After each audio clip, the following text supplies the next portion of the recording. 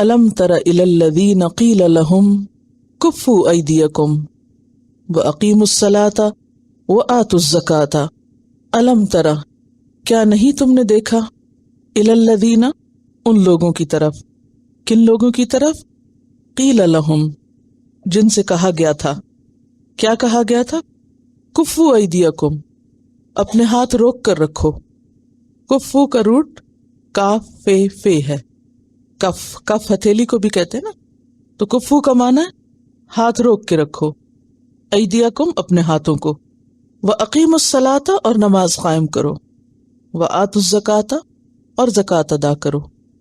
یعنی جنگ کی بجائے، جہاد کی بجائے دو اور چیزوں پر توجہ رکھو. اور وہ کیا ہے؟ نمبر 1 نماز کی ادائیگی، اور نمبر 2 زکوٰۃ کی ادائیگی. نماز جو ہے وہ خاص ذاتی عبادت ہے. آپ کا اپنے رب کے ساتھ ایک ذاتی تعلق ہے جس میں کوئی دوسرا نہیں ہوتا. لیکن زکوٰۃ ایک ایسی عبادت ہے جس کا تعلق حقوق العباد سے ہے، جس میں بندے بھی انوالو ہوتے ہیں. تو یہاں دونوں طرح کی عبادات کی طرف توجہ دلائی گئی کہ نمبر 1 اللہ سے اپنا تعلق مضبوط کرو، اور نمبر 2 بندوں سے تعلق مضبوط کرو، بندوں کے حقوق کا خیال رکھو. اور یاد رکھیے کہ ان دونوں عبادات میں نیت اور طریقہ دونوں کا درست ہونا ضروری ہے. مثلا اگر آپ ویسے ہی ہاتھ منہ دھو رہے ہیں تو وہ وضو شمار نہیں ہوگا، چاہے آپ وہ سارے اعضاء دھو لیں جو وضو کے ہیں. آپ کی نیت درست ہونی چاہیے. پھر اسی طرح طریقہ درست ہونا چاہیے. سیم نماز میں ایکشنز درست ہونے چاہیے. زکوٰۃ میں نیت ہونی چاہیے. اگر آپ ڈھیروں مال کسی پہ خرچ کر رہے ہیں اور آپ کی نیت زکوٰۃ کی ادائیگی کی نہیں تو زکوٰۃ ادا نہیں ہوگی. وہ مال دینا عبادت شمار نہیں ہوگا، یعنی وہ خاص عبادت جس کا نام زکوٰۃ ہے. بعض لوگ اگر ان سے کہا جائے کہ زکوٰۃ دو تو وہ کہتے ہیں ہم تو سارا سال ہی دیتے رہتے ہیں. تو زکوٰۃ سارا سال دینے والی بات نہیں، اس میں مخصوص مقدار میں، مخصوص وقت میں، مخصوص طریقے پر اور مخصوص لوگوں کو دینے کا نام زکوٰۃ ہے. یعنی اس کے خرچ کرنے کی جگہ بھی مقرر ہیں. تو یہاں پر اگرچہ یہ حکم مکی زندگی سے متعلق ہے، کیونکہ کب یہ کہا جا رہا تھا لوگوں سے کہ اپنے ہاتھ روک کے رکھو؟ مکہ میں. آپ جانتے ہیں کہ مکہ میں مسلمان قریش کے ظلم و ستم کا نشانہ بنے ہوئے تھے، خاص طور پر غلام اور نچلے طبقے کے لوگ جن کا کوئی مددگار نہ تھا. ان میں سے اگر کوئی اسلام قبول کر لیتا، اور زیادہ تر اسلام قبول کرنے والے وہی تھے، تو ان کی شامت آ جاتی. اور ان میں بہت سے ایسے لوگ تھے جو بہت معزز بھی تھے. تو اب آپ دیکھیے کہ اگر کسی پر ظلم ہو رہا ہو تو اس کو اتنا حق تو ہے کہ اپنے اوپر کیے جانے والے ظلم کا بدلہ لے لے. زیادتی نہ کرے لیکن ظلم کا بدلہ تو لے سکتا ہے. لیکن چونکہ مسلمانوں کے اندر ابھی نہ وہ تیاری تھی اور نہ ہی وہ طاقت تھی ان کے پاس کہ جس سے وہ واقعی ظلم کا مقابلہ کر سکیں، تو انہیں کیا حکم دیا گیا کہ ابھی تم جنگ نہیں کرو گے، جواب نہیں دو گے. ہاں، اپنے اندر کو مضبوط کرو گے، خود کو تیار کرو گے.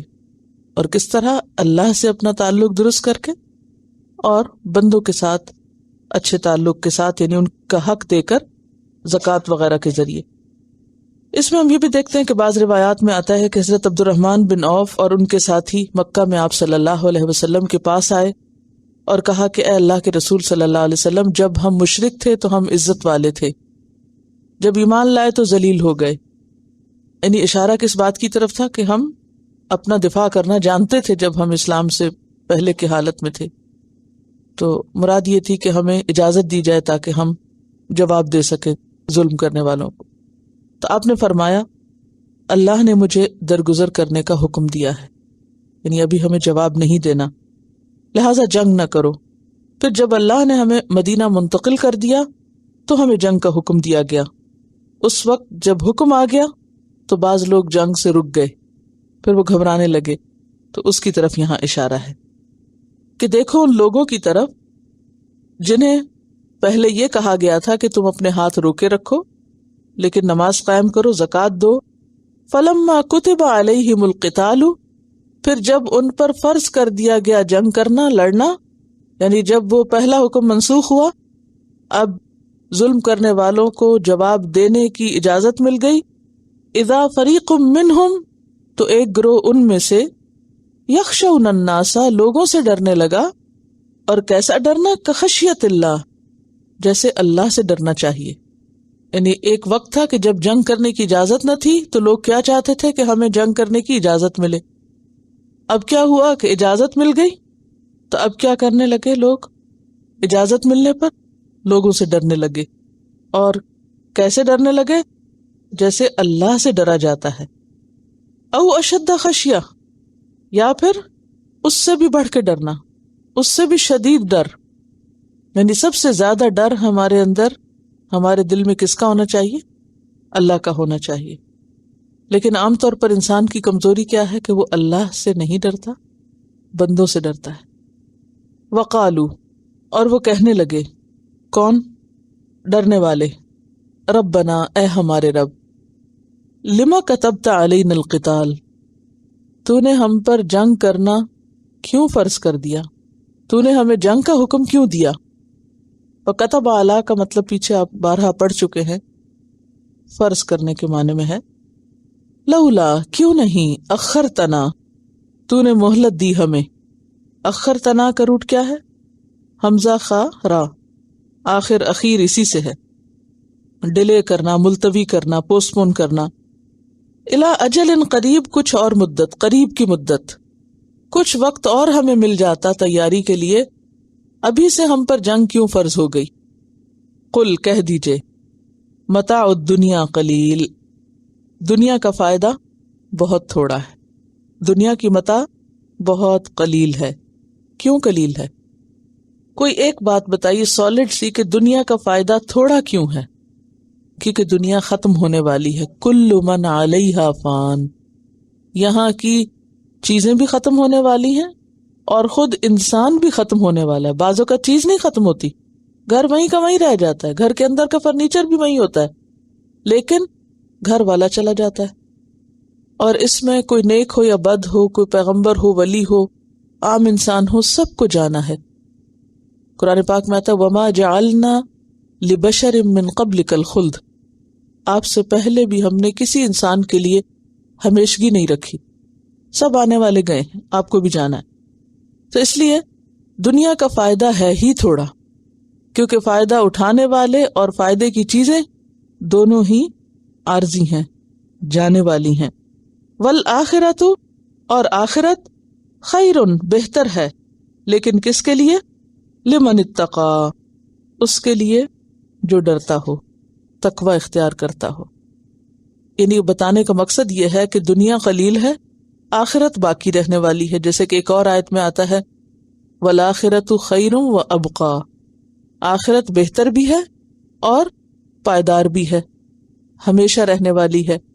لیکن وہ کس کے لیے بہتر ہے؟ یہاں اس کی وضاحت کر دی گئی والآخرۃ خیر لمن اتقا. یہاں شرط ہے آخرت کی بہتری کی. دنیا کے مقابلے میں آخرت ہے تو بہت اچھی، لیکن اس کے لیے اچھی ہے جس کے اندر تقوی ہے، جس کے اندر نیکی کا شوق ہے. اور تقوی کا کیا معنی ہوتا ہے؟ اللہ سے ڈرنا، گناہوں سے بچنا اور گاڈ کانشسنس. ٹھیک ہے، یہ سب باتیں اپنی اپنی جگہ ٹھیک ہیں. دیکھیے تقوی جو ہے، امید اور خوف، محبت اور ڈر، دونوں چیزیں، لیکن ان سب چیزوں کو اگر اکٹھا کریں تو زیادہ جامع اور کمپریہنسو ڈیفینیشن جو بنتی ہے تقوی کی، یا تقوی کے مفہوم کے اندر جو چیز آتی ہے، اللہ سے ڈر کے نیکی اختیار کرنا اور برائی چھوڑ دینا، یہ تقوی ہوتا ہے. کیا ہے تقوی؟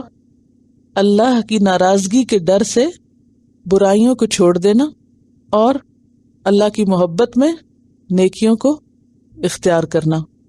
یعنی دو لفظ کر لیں آپ، نیکی کرنا، گناہ سے بچنا. تقوی کیا ہے؟ نیکی کرنا، گناہ سے بچنا. اور اس کا محرک یا اس کے پیچھے کیا چیز ہوگی؟ اللہ کا ڈر. یعنی اللہ کا ایسا ڈر کہ جو آپ سے نیکی کرا لے اور برائی سے آپ کو بچا لے. یہ ہے اصل تقویٰ. ذرا سوچئے اس پر. زیادہ جامع ہو گیا نا. یعنی اگر ہم صرف ڈرنے کی بات میں یہ سوچیں نا، اگر کوئی یہ کہے کہ بس صرف گناہ چھوڑ دو، گناہ چھوڑ دو، گناہ چھوڑ دو، تو یہ بات نہیں بنتی. خالی گناہ چھوڑنے سے کام نہیں چلے گا. کیوں؟ وہ تو ویکیوم ہو جائے گا نا، پھر آپ کی زندگی میں کوئی ایکٹیویٹی نہیں رہے گی. تو ایک طرف گناہ چھوڑنے ہیں اور دوسری طرف ان کی جگہ نیکی کرنی. یعنی ایک چیز چھوڑنی ہے اور ایک چیز اختیار کرنی ہے. اور یہ دونوں چیزیں کسی دنیاوی فائدے یا کسی انسان کے ڈر سے یا کسی انسان کے پریشر سے یا کسی ہوم ورک کے طور پر یا کسی ٹیسٹ کے لیے نہیں یا کسی اسائنمنٹ کے طور پر نہیں، بلکہ اللہ کی خاطر، اللہ کے ڈر سے. اب آپ دیکھیں کہ بعض اوقات نیکی کا موقع ہوتا ہے لیکن ہم سستی کر جاتے ہیں. کیوں؟ وہ کہتے ہیں کوئی بات نہیں، پھر کر لیں گے کبھی.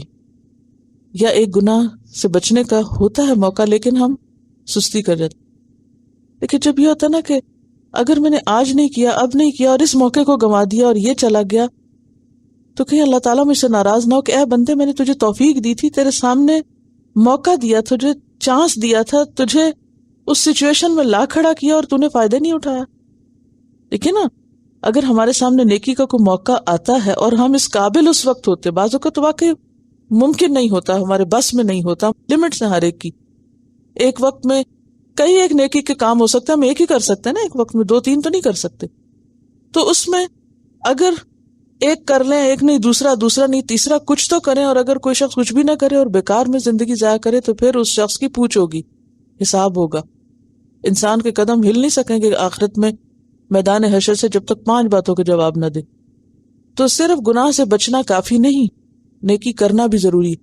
اور صرف نیکی کرنا بھی کافی نہیں. کیا ضروری ہے؟ گناہ سے بچا جائے. کیوں؟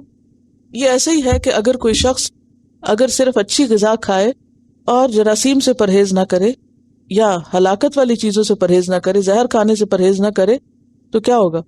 اچھی غذا اس کو کوئی فائدہ نہیں دے گی.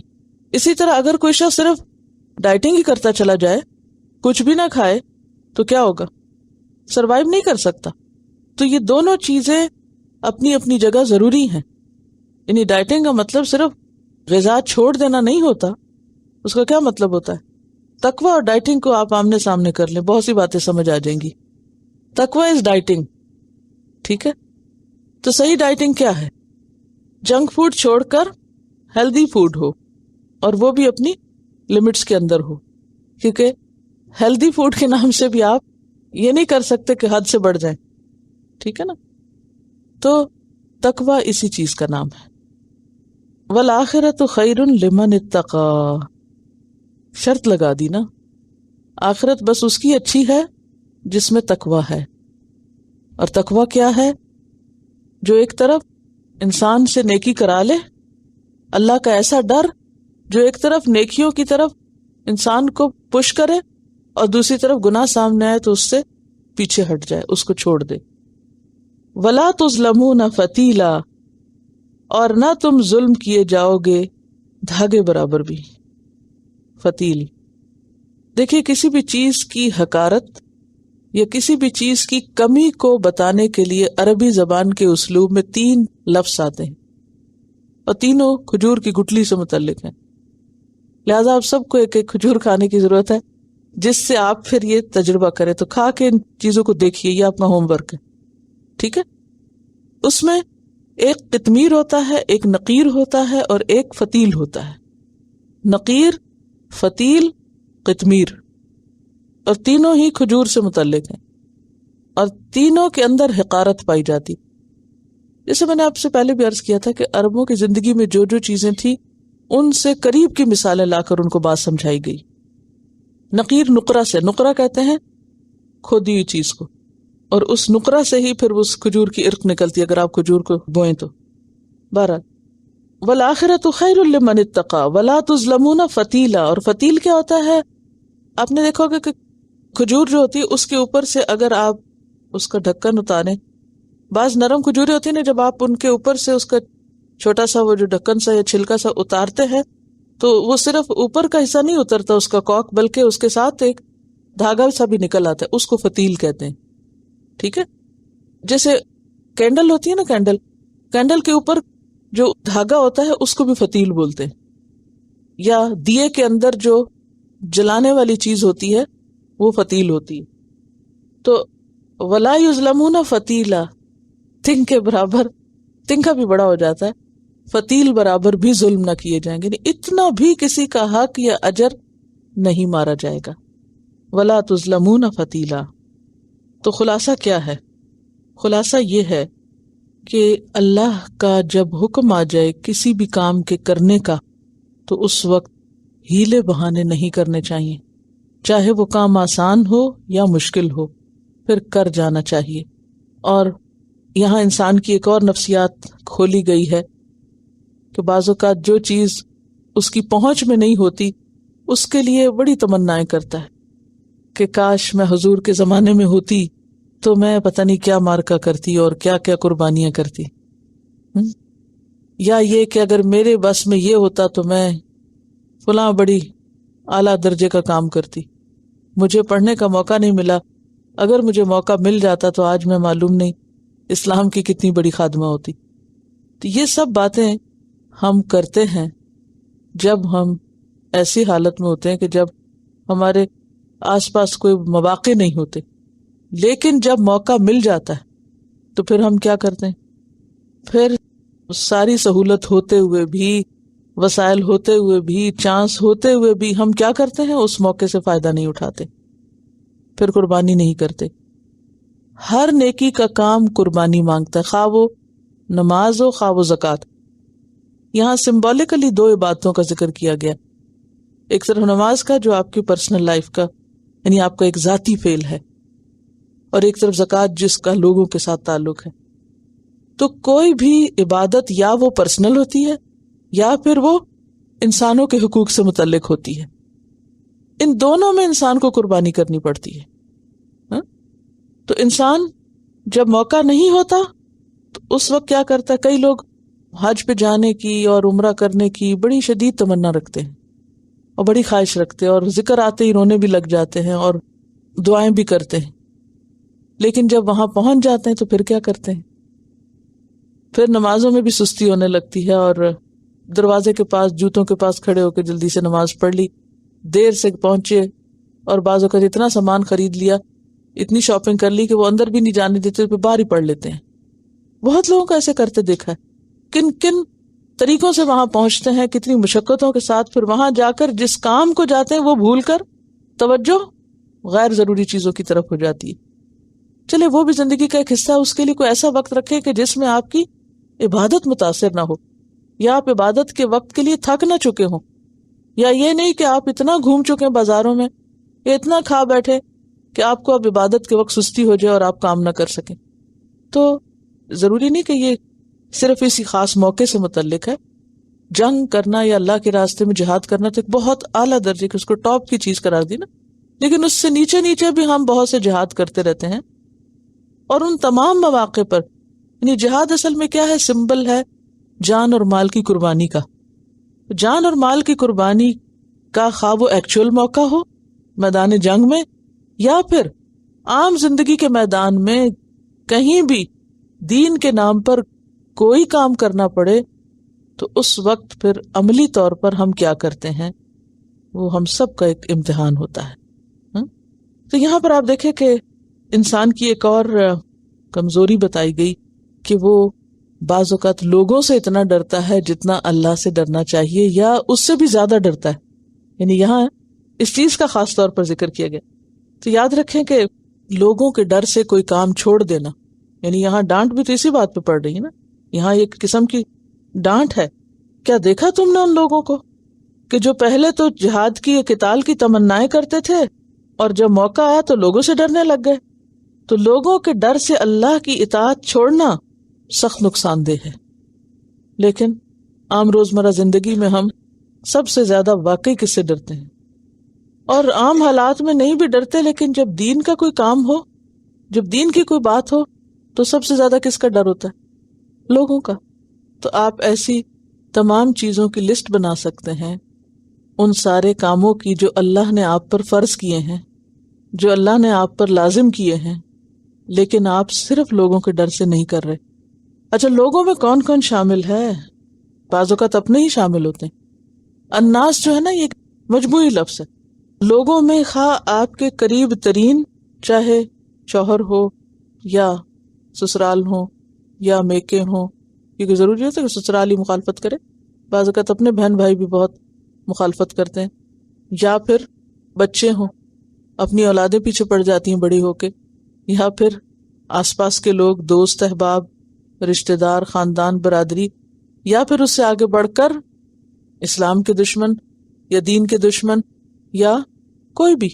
تو کسی کے ڈر سے اللہ کا حکم چھوڑ دینا. بعض لوگ نماز نہیں کسی پبلک پلیس پہ پڑھ سکتے کہ لوگوں سے ڈرتے ہیں، حالانکہ وہ لوگ تو کچھ بھی نہیں کہتے بیچارے، اپنے اندر ہی ڈر ہے. اصل میں خوف کیا چیز ہے؟ خوف ایک اندرونی نفسیاتی کیفیت ہے جو انسان کے اپنے ذہن کی پیداوار ہوتی ہے. خوف باہر نہیں، خوف اندر ہوتا ہے. آپ کسی بھی چیز سے ڈرنا شروع کر دیں تو وہ کیا ہو جائے گی؟ آپ پہ حاوی ہو جائے گی. یعنی جب آپ کسی سے ڈرنا شروع کر دیتے ہیں تو کیا ہوتا ہے؟ وہ چیز آپ کے اوپر حاوی ہو جاتی ہے. اور اگر آپ اس خوف کو نکال دیں تو آپ دیکھیں گے کہ نارمل طریقے سے وہ چیز آپ کو نظر آئے گی، اس چیز کی ہیبت ختم ہو جائے گی. اور عام طور پر خوف کا سبب لا علمی ہوتا ہے. کسی بھی چیز سے انسان کیوں ڈرتا ہے؟ آپ دیکھیں کہ لوگ سورج کو سجدہ کیوں کرتے ہیں، آگ کو سجدے کیوں کرتے ہیں، سانپ کو اپنا الہ کیوں مانتے ہیں، یا اور نقصان دینے والی چیزوں سے کیوں ڈرتے ہیں کہ ہمیں نقصان پہنچائے گی. دنیا میں شرک کی سب سے بڑی وجہ کیا چیز بنی؟ ان چیزوں کا خوف یا ان چیزوں کا رعب یا ان چیزوں کی عظمت. تو انسان پھر اللہ کو بھول کے اس کے آگے سجدہ کرنے لگتا ہے، اس کا مطیع اور فرما بردار بننے لگتا ہے. تو اللہ کا ڈر انسان کو غیر اللہ کے ڈر سے نجات دیتا ہے. تو یہاں پر کیا کہا جا رہا ہے کہ جو بھی لوگ دنیا یا دنیا والوں کے ڈر سے اللہ کی اطاعت چھوڑتے ہیں ان کو یاد رکھنا چاہیے یہ سب کچھ ٹیمپریری ہے. جس انسان سے ہم ڈریں، کسی بھی انسان سے جس سے آپ ڈرتے ہوں دین کی بات مانتے وقت، جو آپ کے راستے میں رکاوٹ ہو، تو آپ سوچا کریں کہ اس کی حقیقت کیا ہے. تھوڑا سا انالائز کیا کریں کہ جس سے میں ڈر رہی ہوں اس کی کیا حقیقت ہے، اس کا اللہ کے سامنے کیا بس ہے، کیا زور ہے، کتنا کمزور ہے یہ اللہ کے سامنے، یہ کیا نقصان دے سکتا ہے مجھے. حضرت آسیہ کی مثال ہمارے سامنے ہے کہ فرعون جیسے ظالم کے سامنے اگرچہ ان پہ بہت ظلم ہوئے اور انہوں نے دعا مانگی وَنَجِّنِي مِنَ الْقَوْمِ الظَّالِمِينَ، لیکن اپنا ایمان نہیں چھوڑا، اپنا رستہ اور اپنا دین نہیں چھوڑا. تو لوگوں کا ڈر لمٹس کے اندر ہی ہونا چاہیے. ٹھیک ہے، یہ آپ نہیں کر سکتے کہ بالکل آپ بے نیاز ہو جائیں اور بے خوف ہو جائیں. یہ بہت کم لوگوں میں ہوتا ہے جنہیں کسی کا بھی ڈر نہ ہو، لیکن اکثریت کمزور ہوتی ہے. میجورٹی کے اندر لوگوں کا خوف بہت ہوتا ہے، ناک کٹنے کا، اور وہ سب وہم و توہمات اور اپنے دل کی پیداوار ہوتی ہیں زیادہ تر چیزیں. اور آہستہ آہستہ آپ دیکھیں گے کہ جب آپ علم میں آگے بڑھتے چلے جاتے ہیں، اللہ کی معرفت زیادہ ہوتی چلی جاتی ہے، تو لوگوں کا خود بخود خوف کم ہوتا چلا جاتا ہے. یہ نہیں کہ قدرتی سی بات ہے. اور انسان عام طور پر کس چیز سے زیادہ ڈرتا ہے؟ جس کو وہ جانتا نہیں ہوتا، جس کی حقیقت اس کو نہیں پتا. دنیا کی حقیقت اسی لیے یہاں بتائی گئی کہ تم کس سے ڈر رہے ہو، ایک عارضی اور ناپائیدار چیز سے، ایک معمولی چیز سے جس کو خود باقی رہنے کے لیے بھی غیر کا سہارا چاہیے، اور جب چاہے وہ اسے ختم کر کے رکھ دے. تو قل متاع دنیا کے لیے پھر کیا ہوتا ہے؟ لوگوں کے ڈر کے علاوہ دنیا کے جانے کا ڈر ہوتا ہے، دنیا کے نقصان کا ڈر. مثلا کیا ہوتا ہے؟ یعنی ایک ہوتا ہے لوگوں کا ڈر کہ لوگ کیا کہیں گے، یا لوگ مذاق اڑائیں گے، یا لوگ ستائیں گے وغیرہ وغیرہ. اور آپ دیکھیں مکہ میں تو لوگ لٹرلی ستا رہے تھے. تفسیر القرآن میں کافی ڈیٹیل کے ساتھ 2-3 پیجز پہ انہوں نے وہ سارے واقعات لکھے ہوئے ہیں جو مختلف لوگوں کے ساتھ مکہ میں پیش آ رہے تھے، کہ کس کس طرح مختلف صحابہ کرام کو ستایا جا رہا تھا. حضرت زبیر جب اسلام لائے تو ان کے چچا جو تھے وہ ان کو چٹائی میں لپیٹ کے دھواں دیا کرتے تھے. پھر اسی طرح کچھ لوگوں کے سینے کے اوپر بھاری پتھر رکھ دیے جاتے تھے، کسی کو کوئلے دہکا کے اس پہ لٹایا جاتا تھا اور چربی پگھل کے کوئلے بجھا دیتی تھی. اسی طرح کسی کو رسیوں سے باندھ کر ریت پہ گھسیٹا جاتا تھا، مکہ کی تپتی ریت پر. تو وہ سارے واقعات جو ہیں وہ ڈاکیومنٹڈ ہیں ہسٹری میں اور تفسیروں میں موجود ہیں. کیونکہ اس وقت اتنا ٹائم نہیں ہوتا اس لیے بہت ڈیٹیلز آپ کو سنائی نہیں جا سکتی، تو تھوڑا سا آپ اگر خود پڑھیں کہ وہ کیا کیا پرسیکیوشن تھی جو مکہ کے مسلمانوں پر ہو رہی تھی، اور ان کے لیے واقعی اسلام کا نام لینا اپنے آپ کو مصیبتوں کو دعوت دینا تھا۔ لیکن اس کے باوجود کچھ لوگ ان مصیبتوں سے ڈرے نہیں اور انہوں نے ایمان کا اظہار کیا۔ دوسری چیز جس سے انسان خوف کھاتا ہے وہ اس کی معاشیات کا برباد ہونا ہے، مال کا نقصان ہے، دنیا کا نقصان ہے۔ اور وہ کیا ہوتا ہے کہ پھر میری آمدنی کم ہو جائے گی، پھر میرے وسائل کم ہو جائیں گے، پھر فلاں اور فلاں چیز کو مجھے کٹ کرنا پڑے گا۔ نتیجہ کیا ہوتا ہے کہ انسان جب آخرت سامنے نہیں ہوتی تو دنیا کے نقصان کو بہت سیریسلی لیتا ہے۔ یعنی بعض اوقات ہمیں پتا ہوتا ہے ایک چیز حرام ہے لیکن کیوں نہیں چھوڑتے اس کو، دنیا کا مفاد اس میں اٹکا ہوا ہوتا ہے۔ اور جب پتا ہے کہ حرام نقصان دینے والا ہے اور پھر بھی نہیں چھوڑ رہے صرف اس لیے کہ دنیا کا نقصان ہو جائے گا، تو پھر اس کا مطلب یہ کہ دنیا زیادہ اہم ہے ہمارے سامنے آخرت سے۔ تو اللہ تعالیٰ فرما رہے ہیں جس دنیا کو تم اہم سمجھتے ہو، متاع دنیا قلیل، یہ سب تو بہت تھوڑا۔ والآخرۃ خیر لمن اتقی، اور آخرت تو پھر اس کے لیے جو ڈرے اللہ سے، اور ڈر کے کیا کرے، وہ غلط چیزیں اور غلط کام اور حرام کام چھوڑ دے۔ یہی تقویٰ ہے، جو یہ کرے گا اس کی آخرت اچھی ہے۔ اور دنیا اگر دیکھا جائے تو کس کس لحاظ سے چھوٹی ہے؟ اپنے عمر کے لحاظ سے، چیزوں کی قدر و قیمت کے لحاظ سے، مدت کے لحاظ سے۔ دو چیزوں کو کمپیئر کرنے کے لیے کیا کیا دیکھتے ہیں؟ سائز دیکھیں گے، کوانٹٹی دیکھیں گے، کوالٹی دیکھیں گے، یہ چیزیں دیکھتے ہیں نا عام طور پر۔ تو دنیا ایسے تو نظر نہیں آتی جیسے ایک کتاب نظر آ رہی ہے، تو اس کو کس طرح آپ ویلیویٹ کریں گے؟ ایک طرف آخرت کی زندگی کتنی ہے، ٹائم پیریڈ دیکھیے، دنیا کی کتنی ہے، اس جنت کی قیمت کیا ہے کہ ایک کوڑا رکھنے کی جگہ دنیا و مافیا سے بہتر ہے، اور یہاں اس کے مقابلے میں کوئی بھی چیز نہیں۔